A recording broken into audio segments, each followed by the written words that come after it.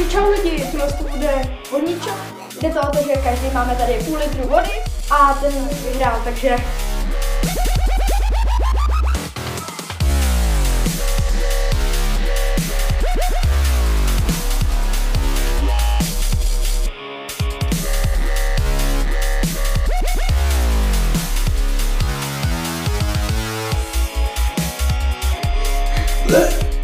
To byla fuj,